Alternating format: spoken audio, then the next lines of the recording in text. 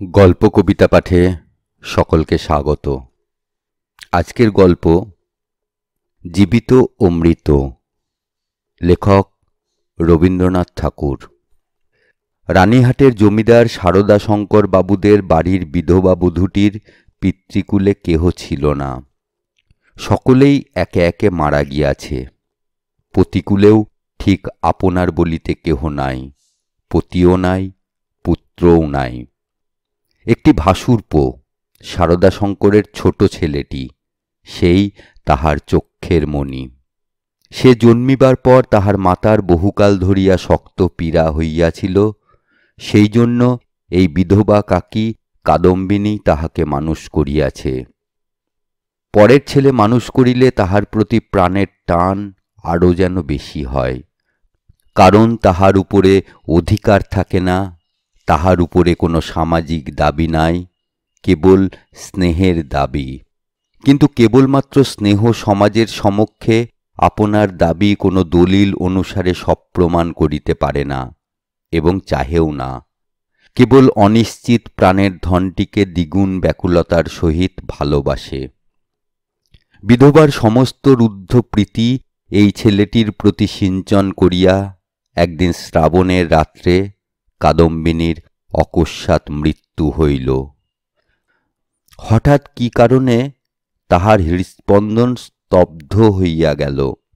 সময় জগতের আর সর্বত্রই চলিতে লাগিল, কেবল সেই স্নেহকাতর ক্ষুদ্র কোমল বক্ষটির ভিতর সময়ের ঘড়ির কল চিরকালের মতো বন্ধ হইয়া গেল। পাছে পুলিশের উপদ্রব ঘটে, এই জন্য অধিক আড়ম্বর না করিয়া জমিদারের 4 জন ব্রাহ্মণ কর্মচারী অনতিবিলম্বে মৃতদেহ দাহ করিতে লইয়া গেল। রানীহাটের শ্মশান লোকালয় হইতে বহু দূরে। পুষ্করিণীর ধারে একখানি কুটির এবং তাহার নিকটে একটা প্রকাণ্ড বটগাছ। বৃহৎ মাঠে আর কোথাও কিছু নাই। পূর্বে এইখান দিয়া নদী বহিত, এখন নদী একেবারে শুকাইয়া গেছে। সেই শুষ্ক জলপথের এক অংশ খনন করিয়া শ্মশানের পুষ্করিণী নির্মিত হইয়াছে। এখনকার লোকেরা এই পুষ্করিণীকে পুণ্য স্রোতস্বিনীর প্রতিনিধিস্বরূপ জ্ঞান করে। মৃতদেহ কুটিরের মধ্যে স্থাপন করিয়া চিতার কাঠ আসিবার প্রতীক্ষায় 4 জনে বসিয়া রহিল। সময় এত দীর্ঘ বোধ হইতে লাগিল যে অধীর হইয়া 4 জনের মধ্যে নিতাই এবং গুরুচরণ কাঠ আনিতে এত বিলম্ব হইতেছে কেন দেখিতে গেল। বিধু এবং বনমালী মৃতদেহ রক্ষা করিয়া বসিয়া রহিল। শ্রাবণের অন্ধকার রাত্রি, থমথমে মেঘ করিয়া আছে, আকাশে একটি তারা দেখা যায় না।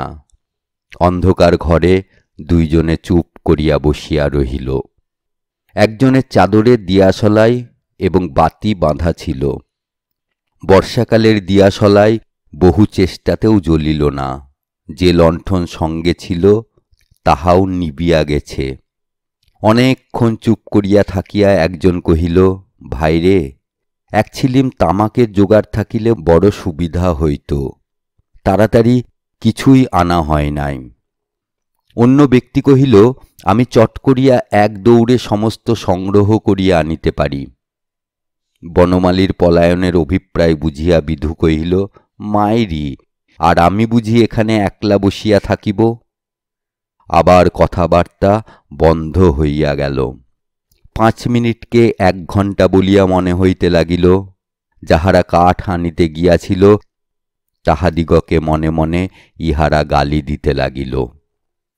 তাহারা যে দিব্য আরামে কোথাও বসিয়া গল্প করিতে করিতে তামাক খাইতেছে, এ সন্দেহ ক্রমশই তাহাদের মনে ঘনীভূত হইয়া উঠিতে লাগিল। কোথাও কিছু শব্দ নাই, কেবল পুষ্করিণী তীর হইতে অবিশ্রাম ঝিল্লি এবং ভেকের ডাক শোনা যাইতেছে। এমন সময়ে মনে হইল যেন খাটটা ঈষৎ নড়িল, যেন মৃতদেহ পাশ ফিরিয়া শুইল। বিধু এবং বনমালী রাম নাম জপিতে জপিতে কাঁপিতে লাগিল। হঠাৎ ঘরের মধ্যে একটা দীর্ঘ নিঃশ্বাস শোনা গেল। বিধু এবং বনমালী এক মুহূর্তে ঘর হইতে লম্ফ দিয়া বাহির হইয়া গ্রামের অভিমুখে দৌড় দিল। প্রায় ক্রোশ দেড়েক পথ গিয়া দেখিল তাহাদের অবশিষ্ট দুই সঙ্গী লণ্ঠন হাতে ফিরিয়া আসিতেছে। তাহারা বাস্তবিকই তামাক খাইতে গিয়াছিল, কাঠের কোনো খবর জানে না। তথাপি সংবাদ দিল গাছ কাটিয়া কাঠ ফাড়াইতেছে, অনতিবিলম্বে রওনা হইবে। তখন বিধু এবং বনমালী কুটিরের সমস্ত ঘটনা বর্ণনা করিল। নিতাই এবং গুরুচরণ অবিশ্বাস করিয়া উড়াইয়া দিল এবং কর্তব্য ত্যাগ করিয়া আসার জন্য অপর দুইজনের প্রতি অত্যন্ত রাগ করিয়া বিস্তর ভর্ৎসনা করিতে লাগিল। কালবিলম্ব না করিয়া চারজনেই শ্মশানে সেই কুটিরে গিয়া উপস্থিত হইল। ঘরে ঢুকিয়া দেখিল মৃতদেহ নাই, শূন্য খাট পড়িয়া আছে। পরস্পর মুখ চাহিয়া রহিল, যদি শৃগালে লইয়া গিয়া থাকে, কিন্তু আচ্ছাদন বস্ত্রটি পর্যন্ত নাই। সন্ধান করিতে করিতে বাহিরে গিয়া দেখে কুটিরের দ্বারের কাছে খানিকটা কাদা জমিয়াছিল, তাহাতে স্ত্রীলোকের সদ্য এবং ক্ষুদ্র পদচিহ্ন। শারদাশঙ্কর সহজ লোক নহেন, তাহাকে এই ভূতের গল্প বলিলে হঠাৎ যে কোনো শুভ ফল পাওয়া যাইবে এমন সম্ভাবনা নাই। তখন চারজনে বিস্তর পরামর্শ করিয়া স্থির করিল যে দাহকার্য সমাধা হইয়াছে, এইরূপ খবর দেওয়াই ভালো। ভোরের দিকে যাহারা কাঠ লইয়া আসিল তাহারা সংবাদ পাইল বিলম্ব দেখিয়া পূর্বেই কার্য শেষ করা হইয়াছে। কুটিরের মধ্যে কাষ্ঠ সঞ্চিত ছিল। এ সম্বন্ধে কাহারও সহজে সন্দেহ উপস্থিত হইতে পারে না, কারণ মৃতদেহ এমন কিছু বহুমূল্য সম্পত্তি নহে যে কেহ ফাঁকি দিয়া চুরি করিয়া লইয়া যাইবে। সকলেই জানেন জীবনের যখন কোনো লক্ষণ পাওয়া যায় না, তখনও অনেক সময় জীবন প্রচ্ছন্নভাবে থাকে এবং সময় মতো পুনর্বার মৃতবৎ দেহে তাহার কার্য আরম্ভ হয়। কাদম্বিনীও মরে নাই। হঠাৎ কি কারণে তাহার জীবনের ক্রিয়া বন্ধ হইয়া গিয়াছিল। যখন সে সচেতন হইয়া উঠিল, দেখিল চতুর্দিকে নিবিড় অন্ধকার। চিরাভ্যাস মতো যেখানে শয়ন করিয়া থাকে মনে হইল এটা সে জায়গা নহে। একবার ডাকিল, দিদি। অন্ধকার ঘরে কেহ সাড়া দিল না। সভয়ে উঠিয়া বসিল, মনে পড়িল সেই মৃত্যুশয্যার কথা। সেই হঠাৎ বক্ষের কাছে একটি বেদনা, শ্বাসরোধের উপক্রম। তাহার বড়জা ঘরের কোণে বসিয়া একটি অগ্নিকুণ্ডের উপরে খোকার জন্য দুধ গরম করিতেছে। কাদম্বিনী আর দাঁড়াইতে না পারিয়া বিছানার উপর আছাড় খাইয়া পড়িল। রুদ্ধ কণ্ঠে কহিল, দিদি, একবার খোকাকে আনিয়া দাও, আমার প্রাণ কেমন করিতেছে। তাহার পর সমস্ত কালো হইয়া আসিল, যেন একটি লেখা খাতার উপরে দোয়াত শুদ্ধ কালি গড়াইয়া পড়িল। কাদম্বিনীর সমস্ত স্মৃতি এবং চেতনা, বিশ্বগ্রন্থের সমস্ত অক্ষর এক মুহূর্তে একাকার হইয়া গেল। খোকা তাহাকে একবার শেষবারের মতো তাহার সেই সুমিষ্ট ভালোবাসার স্বরে কাকিমা বলিয়া ডাকিয়াছিল কিনা, তাহার অনন্ত অজ্ঞাত মরণযাত্রার পথে চিরপরিচিত পৃথিবী হইতে এই শেষ স্নেহ পাথেয়টুকু সংগ্রহ করিয়া আনিয়াছিল কিনা, বিধবার তাহাও মনে পড়ে না। প্রথমে মনে হইল জমালয় বুঝি এইরূপ চিরনির্জন এবং চিরান্ধকার। সেখানে কিছুই দেখিবার নাই, শুনিবার নাই, কাজ করিবার নাই, কেবল চিরকাল এইরূপ জাগিয়া উঠিয়া বসিয়া থাকিতে হইবে। তাহার পর যখন মুক্ত দ্বার দিয়া হঠাৎ একটা ঠান্ডা বাদলার বাতাস দিল এবং বর্ষার ভেকের ডাক কানে প্রবেশ করিল, তখন এক মুহূর্তে তাহার এই স্বল্প জীবনের আশৈশব সমস্ত বর্ষার স্মৃতি ঘনীভূতভাবে তাহার মনে উদয় হইল এবং পৃথিবীর নিকট সংস্পর্শ সে অনুভব করিতে পারিল। একবার বিদ্যুৎ চমকিয়া উঠিল। সম্মুখে পুষ্করিণী, বটগাছ, বৃহৎ মাঠ এবং সুদূর তরুশ্রেণী এক পলকে চোখে পড়িল। মনে পড়িল মাঝে মাঝে পুণ্যতিথি উপলক্ষে এই পুষ্করিণীতে আসিয়া স্নান করিয়াছে, এবং মনে পড়িল সেই সময়ে এই শ্মশানে মৃতদেহ দেখিয়া মৃত্যুকে কি ভয়ানক মনে হইত। প্রথমে মনে হইল বাড়ি ফিরিয়া যাইতে হইবে, কিন্তু তখনই ভাবিল আমি তো বাঁচিয়া নাই, আমাকে বাড়িতে লইবে কেন? সেখানে যে অমঙ্গল হইবে। জীবরাজ্য হইতে আমি যে নির্বাসিত হইয়া আসিয়াছি, আমি যে আমার প্রেতাত্মা। তাই যদি না হইবে, তবে সে এই অর্ধরাত্রে সারদা শঙ্করের সুরক্ষিত অন্তঃপুর হইতে এই দুর্গম শ্মশানে আসিল কেমন করিয়া? এখনো যদি তার অন্ত্যেষ্টিক্রিয়া শেষ না হইয়া থাকে, তবে দাহ করিবার লোকজন গেল কোথায়? সারদা শঙ্করের আলোকিত গৃহে তাহার মৃত্যুর শেষ মুহূর্ত মনে পড়িল। তাহার পরেই এই বহুদূরবর্তী জনশূন্য অন্ধকার শ্মশানের মধ্যে আপনাকে একাকিনী দেখিয়া সে জানিল, আমি এই পৃথিবীর জনসমাজের আর কেহ নহি, আমি অতি ভীষণ অকল্যাণকারিণী, আমি আমার প্রেতাত্মা। এই কথা মনে উদয় হইবা মাত্র তাহার মনে হইল তাহার চতুর্দিক হইতে বিশ্ব নিয়মের সমস্ত বন্ধন যেন ছিন্ন হইয়া গিয়াছে, যেন তাহার অদ্ভুত শক্তি, অসীম স্বাধীনতা, যেখানে ইচ্ছা যাইতে পারে, যাহা ইচ্ছা করিতে পারে। এই অভূতপূর্ব নূতন ভাবের আবির্ভাবে সে উন্মত্তের মতো হইয়া হঠাৎ একটা দমকা বাতাসের মতো ঘর হইতে বাহির হইয়া অন্ধকার শ্মশানের উপর দিয়া চলিল। মনে লজ্জা, ভয়, ভাবনার লেশমাত্র রহিল না। চলিতে চলিতে চরণ শ্রান্ত, দেহ দুর্বল হইয়া আসিতে লাগিল। মাঠের পর মাঠ আর শেষ হয় না, মাঝে মাঝে ধান্যক্ষেত্র, কোথাও বা 1 হাঁটু জল দাঁড়াইয়া আছে। যখন ভোরের আলো অল্প অল্প দেখা দিয়াছে, তখন অদূরে লোকালয়ের বাঁশঝাড় হইতে দুটো একটা পাখির ডাক শোনা গেল। তখন তাহার কেমন ভয় করিতে লাগিল। পৃথিবীর সহিত, জীবিত মনুষ্যের সহিত এখন তাহার কিরূপ নূতন সম্পর্ক দাঁড়াইয়াছে সে কিছু জানে না। যতক্ষণ মাঠে ছিল, শ্মশানে ছিল, শ্রাবণ রজনীর অন্ধকারের মধ্যে ছিল, ততক্ষণ সে যেন নির্ভয়ে ছিল, যেন আপন রাজ্যে ছিল। দিনের আলোকে লোকালয় তাহার পক্ষে অতি ভয়ঙ্কর স্থান বলিয়া বোধ হইল। মানুষ ভূতকে ভয় করে, ভূতও মানুষকে ভয় করে। মৃত্যু নদীর 2 পারে 2 জনের বাস।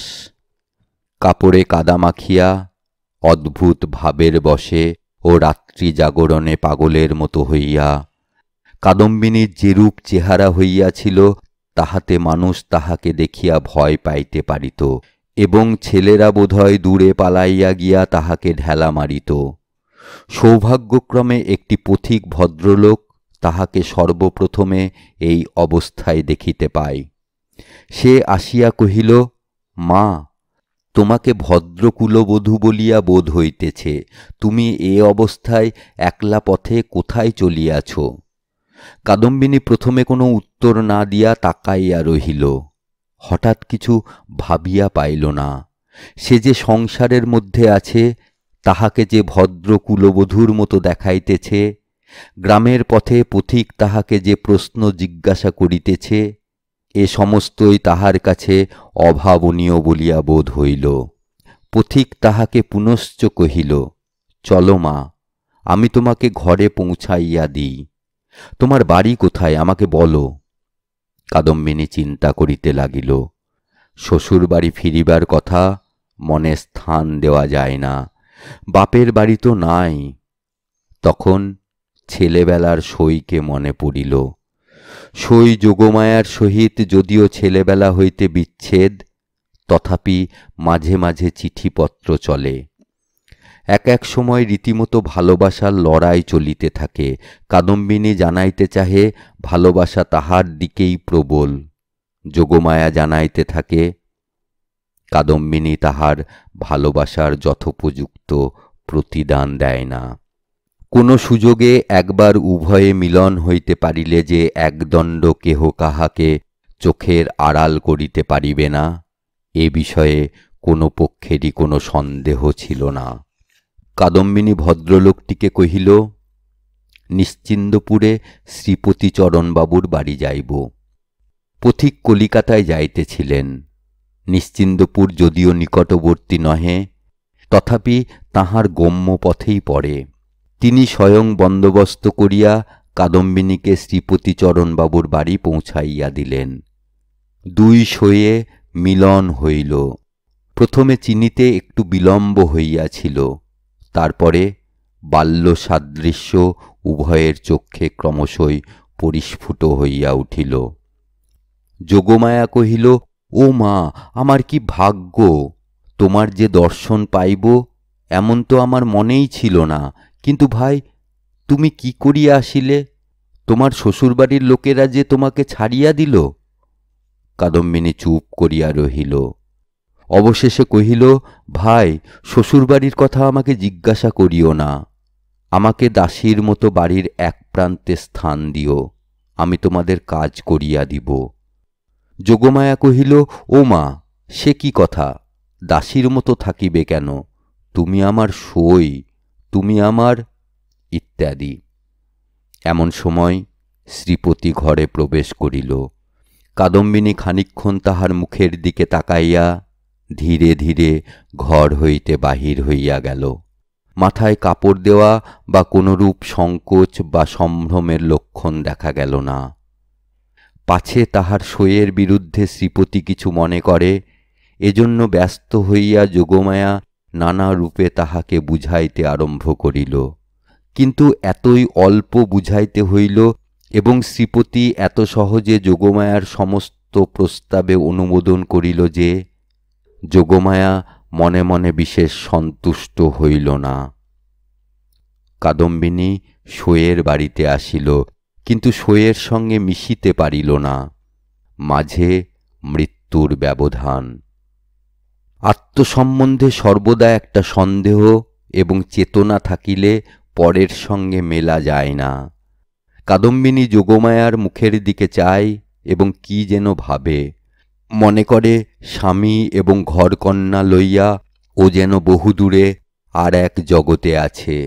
স্নেহ মমতা এবং সমস্ত কর্তব্য লইয়া ও যেন পৃথিবীর লোক, আর আমি যেন শূন্য ছায়া। ও যেন অস্তিত্বের দেশে, আর আমি যেন অনন্তের মধ্যে। যোগমায়ারও কেমন কেমন লাগিল, কিছুই বুঝিতে পারিল না। ত্রিলোক রহস্য সহ্য করিতে পারে না, কারণ অনিশ্চিতকে লইয়া কবিত্ব করা যায়, বীরত্ব করা যায়, পাণ্ডিত্য করা যায়, কিন্তু ঘরকন্যা করা যায় না।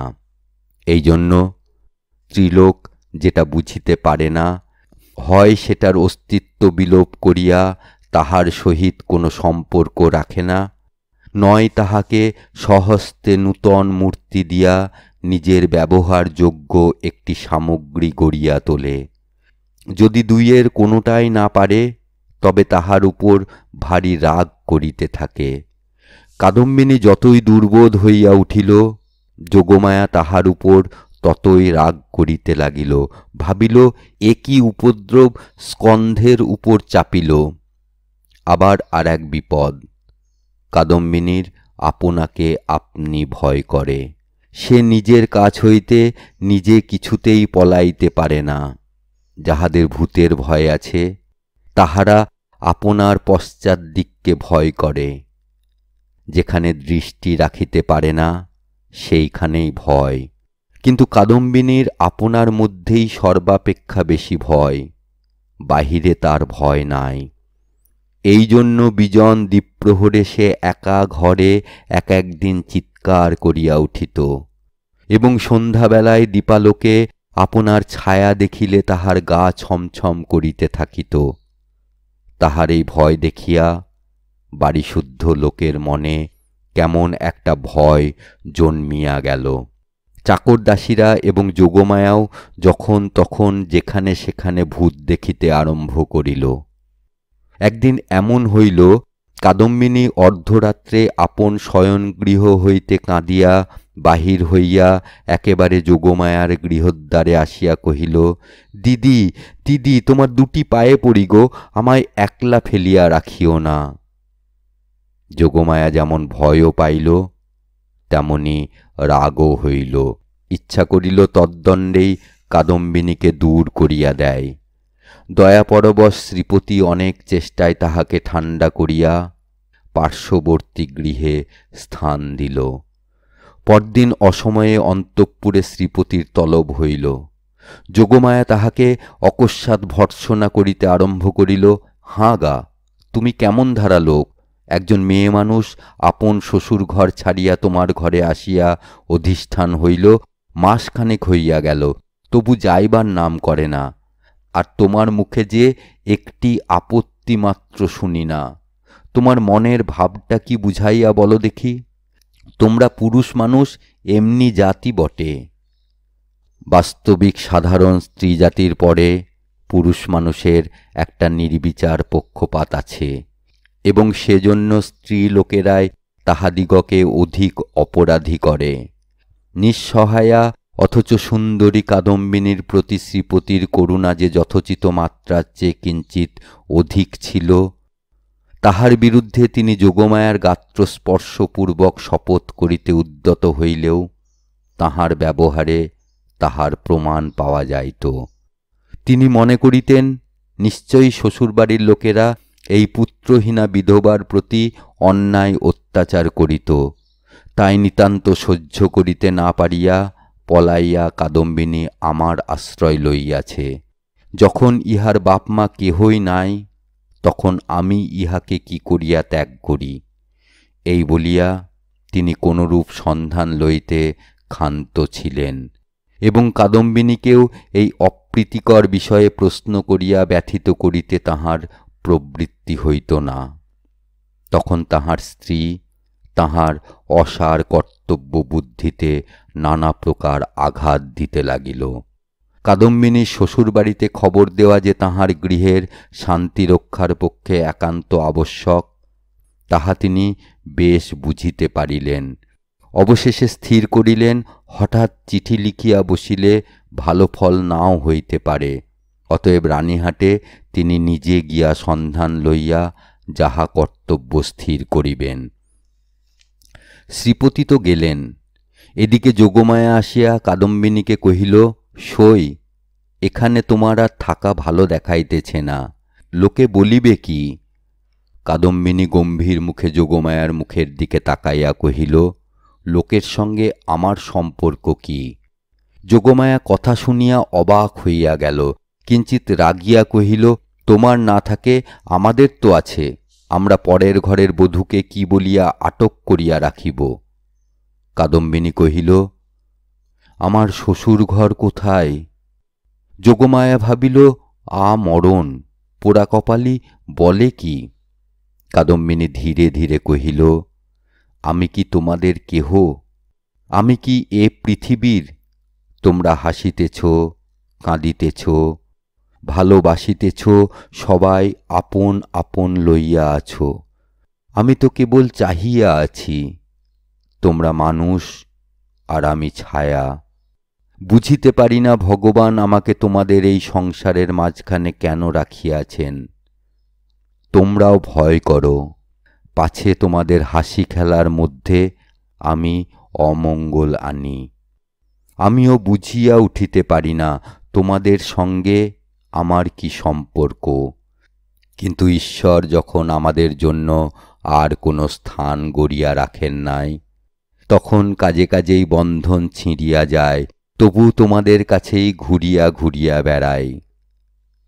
এমনিভাবে চাহিয়া কথাগুলা বলিয়া গেল যে যোগমায়া কেমন একরকম করিয়া মোটের উপর একটা কি বুঝিতে পারিল, কিন্তু আসল কথাটা বুঝিল না, জবাবও দিতে পারিল না, দ্বিতীয়বার প্রশ্ন করিতেও পারিল না। অত্যন্ত ভারগ্রস্ত গম্ভীরভাবে চলিয়া গেল। রাত্রি প্রায় যখন 10টা, তখন শ্রীপতি রানীহাট হইতে ফিরিয়া আসিলেন। মুষলধারে বৃষ্টিতে পৃথিবী ভাসিয়া যাইতেছে। ক্রমাগতই তাহার ঝরঝর শব্দে মনে হইতেছে বৃষ্টির শেষ নাই, আজ রাত্রিরও শেষ নাই। যোগমায়া জিজ্ঞাসা করিলেন, কি হইল? শ্রীপতি কহিলেন, সে অনেক কথা, পরে হইবে বলিয়া কাপড় ছাড়িয়া আহার করিলেন এবং তামাক খাইয়া শুইতে গেলেন। ভাবটা অত্যন্ত চিন্তিত। যোগমায়া অনেকক্ষণ কৌতূহল দমন করিয়াছিলেন। শয্যায় প্রবেশ করিয়াই জিজ্ঞাসা করিলেন, কি শুনিলে বলো? শ্রীপতি কহিলেন, নিশ্চয় তুমি একটা ভুল করিয়াছ। শুনিবা মাত্র যোগমায়া মনে মনে ঈষৎ রাগ করিলেন। ভুল মেয়েরা কখনোই করে না, যদি বা করে কোনো সুবুদ্ধি পুরুষের সেটা উল্লেখ করা কর্তব্য হয় না। নিজের ঘাড় পাতিয়া লওয়াই সুযুক্তি। যোগমায়া কিঞ্চিত উষ্ণভাবে কহিলেন, কিরকম শুনি? শ্রীপতি কহিলেন, যে স্ত্রীলোকটিকে তোমার ঘরে স্থান দিয়াছ সে তোমার সই কাদম্বিনী নহে। এমনতর কথা শুনিলে সহজেই রাগ হইতে পারে, বিশেষত নিজের স্বামীর মুখে শুনিলে তো কথাই নাই।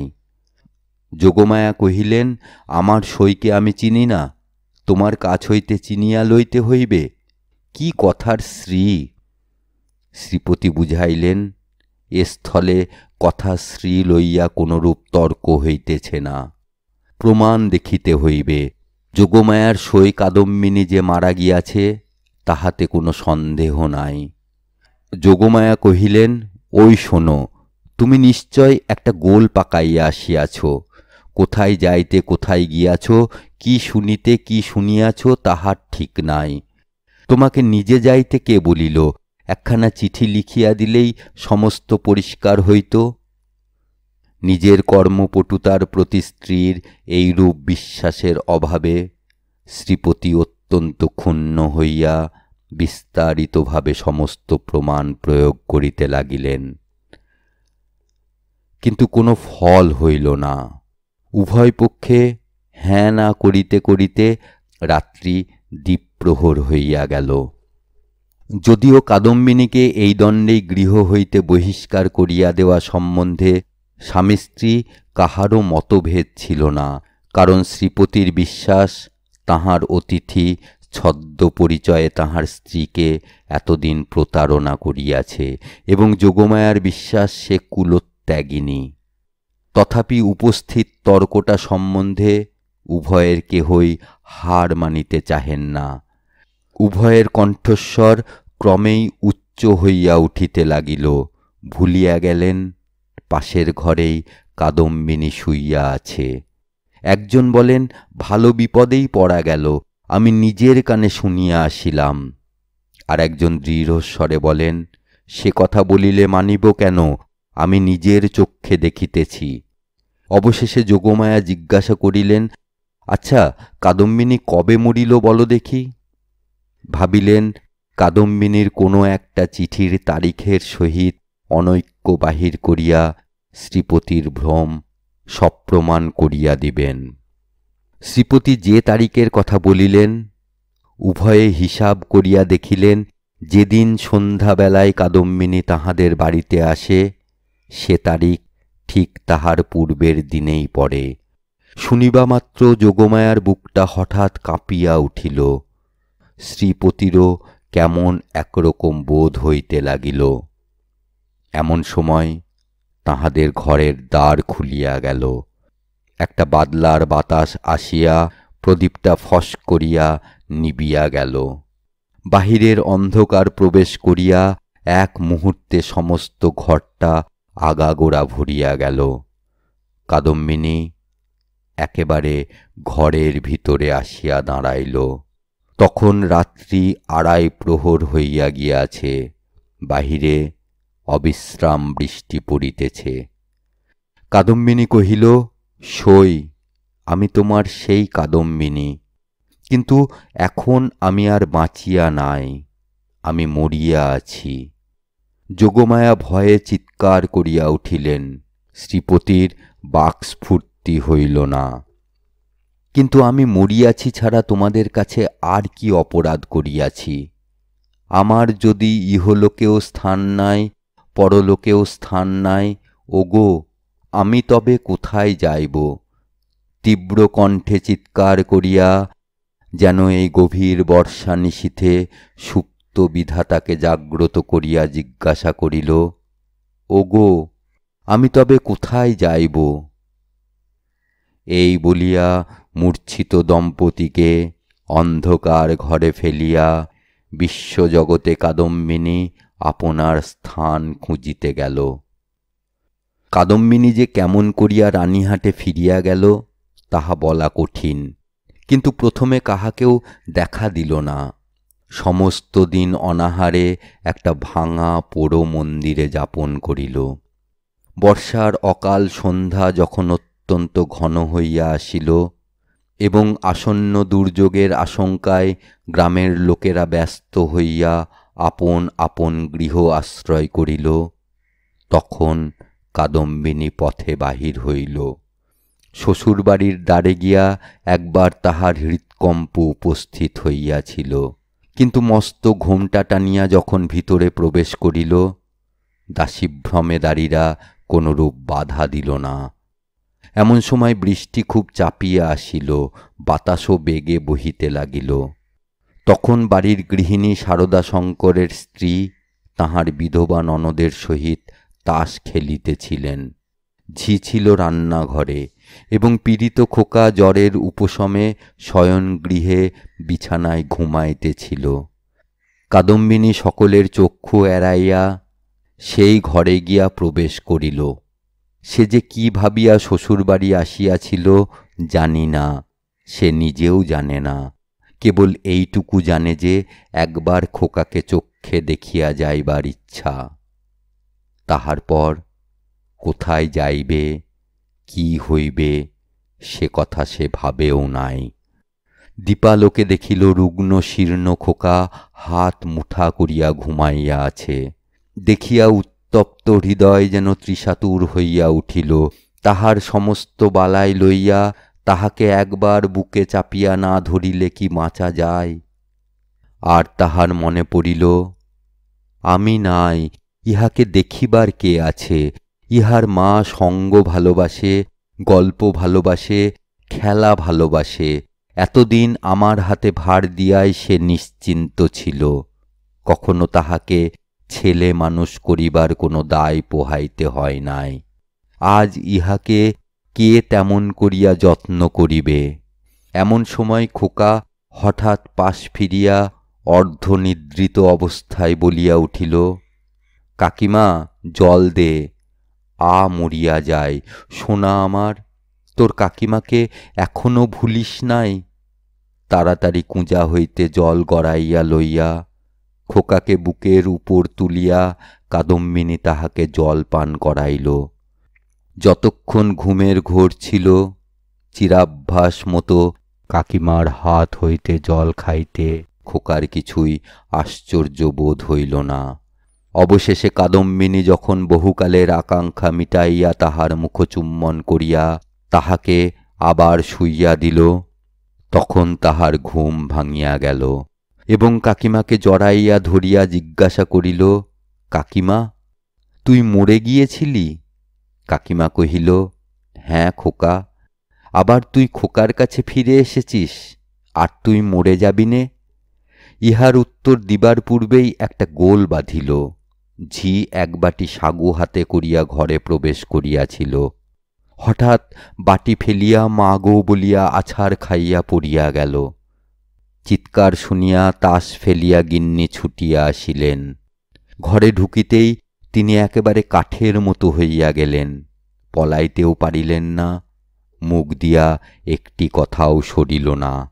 এই সকল ব্যাপার দেখিয়া খোকারও মনে ভয়ের সঞ্চার হইয়া উঠিল। সে কাঁদিয়া বলিয়া উঠিল, কাকিমা তুই যা। কাদম্বিনী অনেক দিন পরে আজ অনুভব করিয়াছে যে সে মরে নাই। সেই পুরাতন ঘর দ্বার, সেই সমস্ত সেই খোকা, সেই স্নেহ তাহার পক্ষে সমান জীবন্তভাবেই আছে। মধ্যে কোনো বিচ্ছেদ, কোনো ব্যবধান জন্মায় নাই। সইয়ের বাড়ি গিয়া অনুভব করিয়াছিল বাল্যকালের সে সই মরিয়া গিয়াছে। খোকার ঘরে আসিয়া বুঝিতে পারিল খোকার কাকিমা তো এক তিলও মরে নাই। ব্যাকুলভাবে কহিল, দিদি, তোমরা আমাকে দেখিয়া কেন ভয় পাইতেছ? এই দেখো, আমি তোমাদের সেই তেমনই আছি। গিন্নি আর দাঁড়াইয়া থাকিতে পারিলেন না, মূর্ছিত হইয়া পড়িয়া গেলেন। ভগ্নীর কাছে সংবাদ পাইয়া সারদা শঙ্করবাবু স্বয়ং অন্তঃপুরে আসিয়া উপস্থিত হইলেন। তিনি জোর হস্তে কাদম্বিনীকে কহিলেন, ছোট বৌমা, এই কি তোমার উচিত হয়? সতীশ আমার বংশের একমাত্র ছেলে, উহার প্রতি তুমি কেন দৃষ্টি দিতেছ? আমরা কি তোমার পর? তুমি যাওয়ার পর হইতে ও প্রতিদিন শুকাইয়া যাইতেছে। উহার ব্যামো আর ছাড়ে না, দিন রাত কেবল কাকিমা কাকিমা করে। যখন সংসার হইতে বিদায় লইয়াছ, তখন এ মায়াবন্ধন ছিঁড়িয়া যাও, আমি তোমার যথোচিত সৎকার করিব। তখন কাদম্বিনী আর সহিতে পারিল না, তীব্র কণ্ঠে বলিয়া উঠিল, ওগো, আমি মরি নাই গো, মরি নাই। আমি কেমন করিয়া তোমাদের বুঝাইব আমি মরি নাই? এই দেখো, আমি বাঁচিয়া আছি। বলিয়া কাঁসার বাটিটা ভূমি হইতে তুলিয়া কপালে আঘাত করিতে লাগিল। কপাল ফাটিয়া রক্ত বাহির হইতে লাগিল। তখন বলিল, এই দেখো, আমি বাঁচিয়া আছি। সারদা শঙ্কর মূর্তির মতো দাঁড়াইয়া রহিলেন। খোকা ভয়ে বাবাকে ডাকিতে লাগিল। দুই মূর্ছিতা রমণী মাটিতে পড়িয়া রহিল। তখন কাদম্বিনী, ওগো, আমি মরি নাই গো, মরি নাই গো, মরি নাই বলিয়া চিৎকার করিয়া ঘর হইতে বাহির হইয়া সিঁড়ি বাহিয়া নামিয়া অন্তঃপুরের পুষ্করিণীর জলের মধ্যে গিয়া পড়িল। সারদা শঙ্কর উপরের ঘর হইতে শুনিতে পাইলেন, ঝপাস করিয়া একটা শব্দ হইল। সমস্ত রাত্রি বৃষ্টি পড়িতে লাগিল। তাহার পরদিন সকালেও বৃষ্টি পড়িতেছে, মধ্যাহ্নেও বৃষ্টির বিরাম নাই। কাদম্বিনী মরিয়া প্রমাণ করিল, সে মরে নাই।